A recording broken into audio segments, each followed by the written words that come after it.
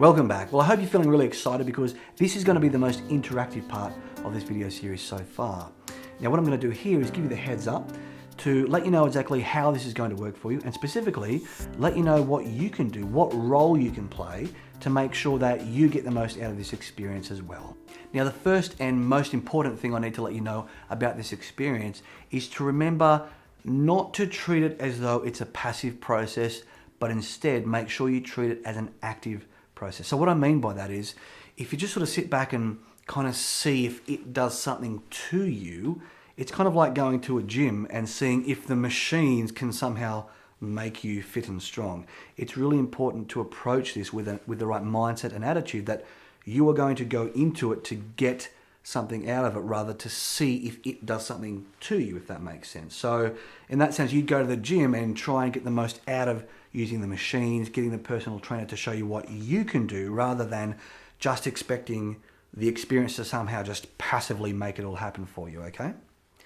And the easiest way to make sure you achieve that as an active process is simply to just make sure that you remember to follow all the little instructions, not just the ones that you thought were most relevant. And to give you an example, I experimented with this video series on a bunch of people before showing it to you, and most people would come back and say it was a really profound and enlightening experience for them. But among the small percentage of people that come back and said, yeah, I didn't really get much out of it, when I'd question them a bit, what I'd find is, if for example I said, well, did you take a deep breath all the way in and then all the way up when I asked you to in the video? And they'd usually say something like, oh no, I didn't see the relevance of doing that, so I just waited to do the stuff that I thought would be important to do.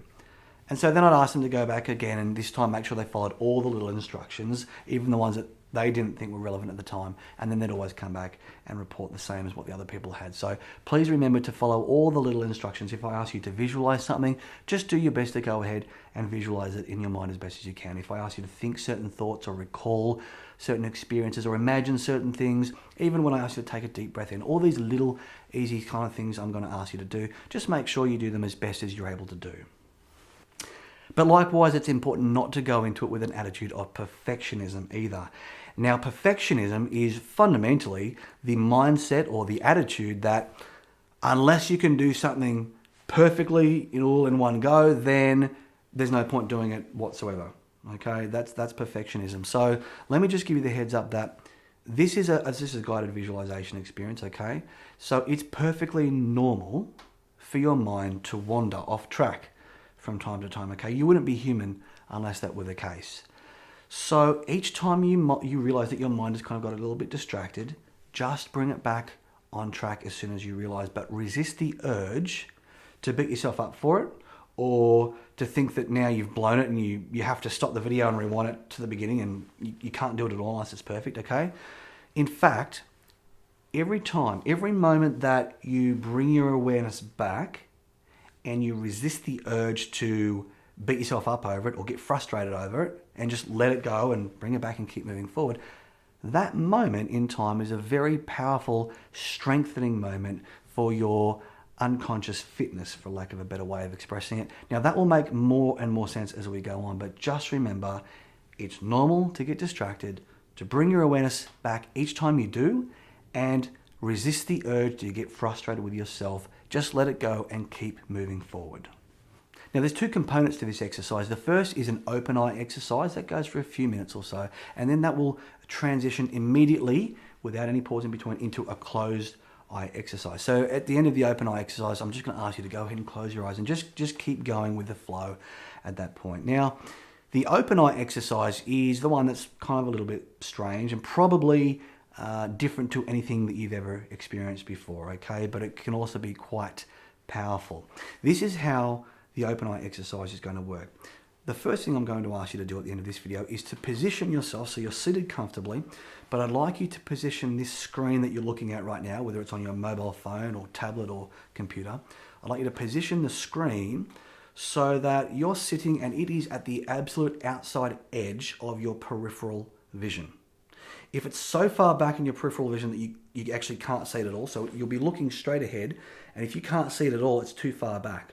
But if it's so far forward that you can see it in the corner of your eye, but you could also see something else even further back, then that's too far forward. So ideally, You want to situate the screen so it's the very last thing you'd be able to see in your peripheral vision if you were focusing straight ahead.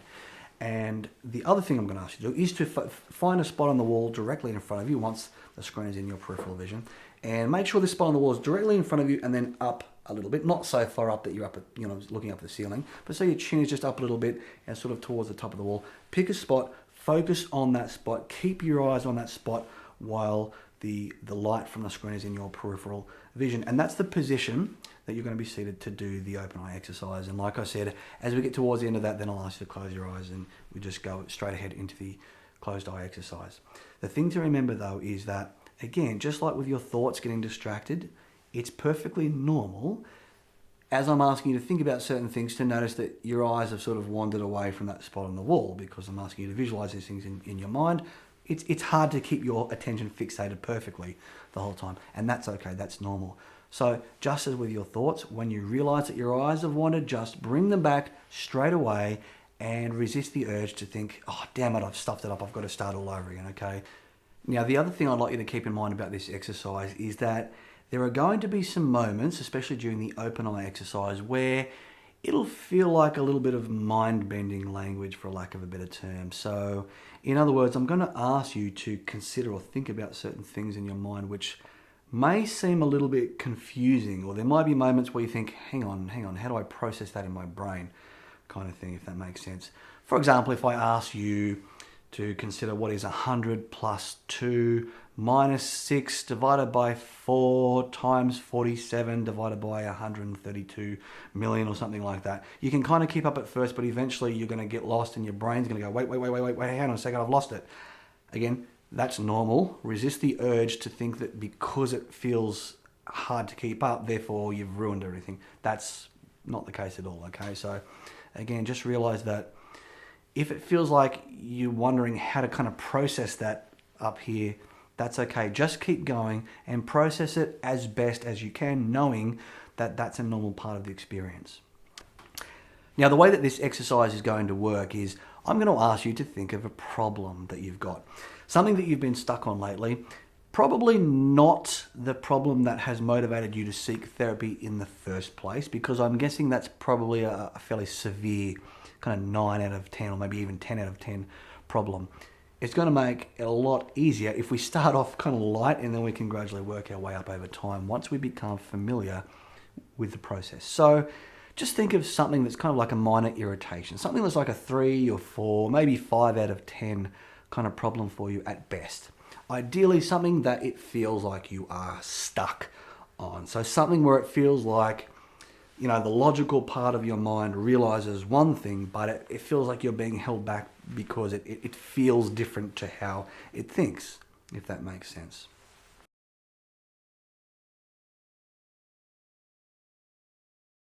There are 3 specific ideas that I'd like to share with you. 3 sort of seeds of thought, for lack of a better term, that I'd like to sort of plant in your mind, if you'll allow me to, and make what you will of these ideas when you choose to make something of them. If you choose to make something of them, that's completely up to you. But the first of these ideas is this, and I'd just like you to take this on board for a moment and see how it fits, okay?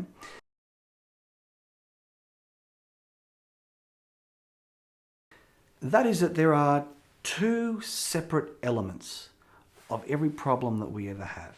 Okay, the first element is the situation, okay, the specific situation of the particular problem. And to give you an example, let's say there's a guy who, he's really struggling at the moment financially to get his stuff together, and he's living in a kind of dodgy neighborhood and a really rundown house, and he's kind of feels stuck. He's trying to save up to move his family out of that house, but at the moment he's not able to do so. And let's say there's some neighbors next door to him. Okay, and they're frequently loud and verbally abusive, and they're having all these domestic disputes all the time. And he's sitting there every night listening to the neighbours argue, and he can hear every word, and it's really, really frustrating him.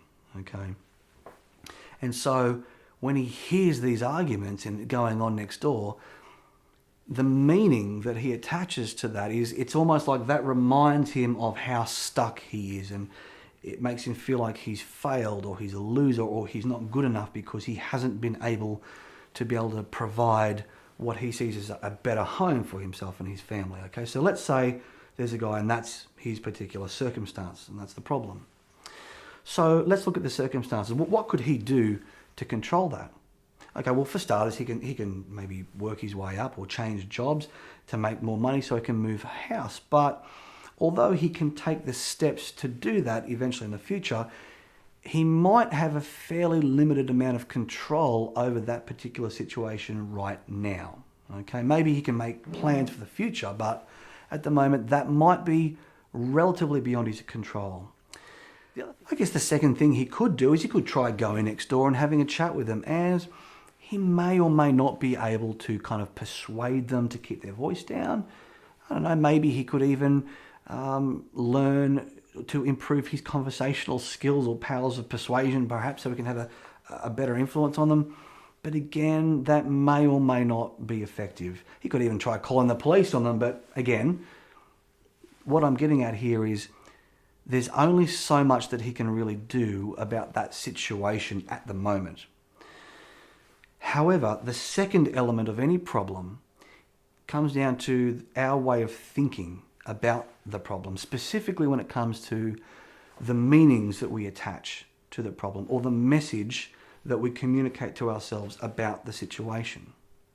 So let's say, for example, on the other side of those neighbours is another guy that lives with his family, and this guy he's an entrepreneur starting out a new business. He's kind of financially struggling too, but he's really keen, he's passionate, he's motivated, he's enthusiastic about this project that he's working on. You know, he's trying to change the world, and he's really, really dedicated. And so he also hears those arguments going on next door, but it doesn't kind of mean the same thing to him because he's too busy focused on something else.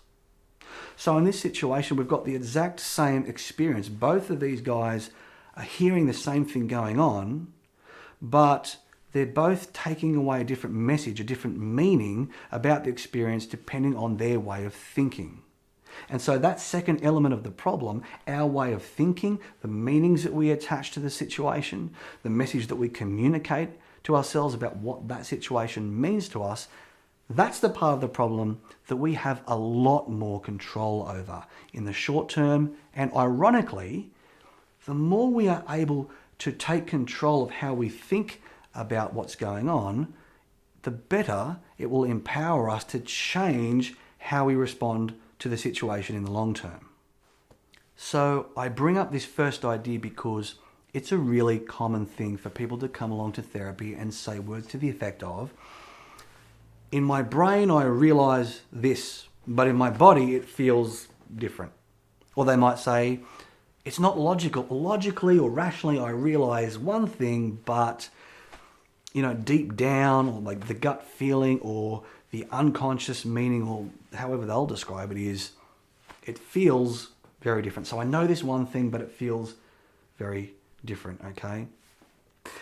So in other words, the aim becomes to get the way that we logically realize it in our brain to kind of line up and become matched and aligned with the way it feels, so that we can experience what we call congruence. So in other words, it feels the same way as what we know it to be, and there's no disparity between what we know and how we feel.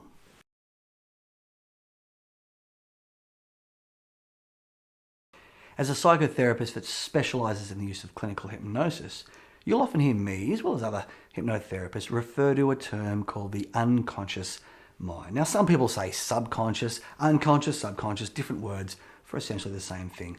But the question a lot of people ask is, what is the unconscious mind exactly? Or specifically, whereabouts is the unconscious mind located? And the usual sort of assumed response is that your unconscious is up here, right? It's in your head, it's part of your brain. And it would be normal to assume that because the brain is where all our thoughts and feelings happen, isn't it? It's where all the neurotransmitters are bouncing around inside of there. Neurotransmitters, by the way, are the chemical messengers that relay messages throughout the nervous system about how we feel towards things. They include things like dopamine, noradrenaline, serotonin is a particularly well spoken about one. In fact, anybody that's ever been on antidepressants, there's a very good chance that you were on a drug called a selective serotonin reuptake inhibitor. Serotonin is often spoken about as the neurotransmitter that kind of regulates how we feel, whether we feel happy or sad. But here's a little bit of information that I think you might find really interesting to understand, and that is that neurotransmitters are not just located in the brain. Neurotransmitters are found throughout our entire nervous system. Throughout every single part of your body that has nerves, you have neurotransmitters such as serotonin. In fact, the majority of the body's serotonin is actually synthesized in the cells of the intestines, which means that when you hear people say that they have a gut feeling about something, or if you've ever experienced strong emotions and it feels like it's, really in your gut, or some people will say, I feel this way in my heart, that's not necessarily metaphorical, that's quite literal. We literally experience emotions throughout our entire body, especially in our gut and in this part. So I mention this because if it often feels like we know something up here, but we feel something down here, it's important to realize that we literally have feelings throughout our entire body.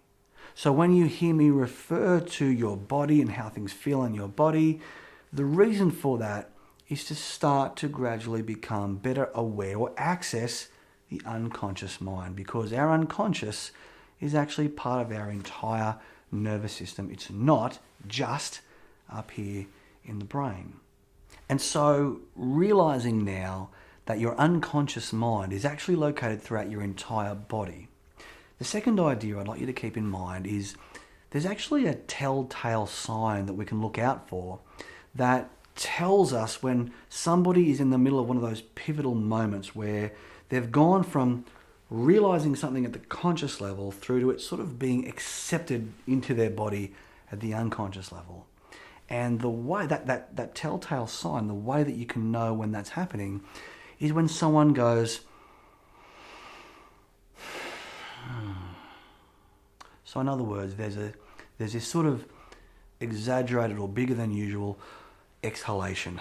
And their body's literally letting go of previously what they were holding on to, and there's this moment of acceptance where an idea or a suggestion or a realization is going from it being just a thought up here through to literally becoming accepted and absorbed at the unconscious level.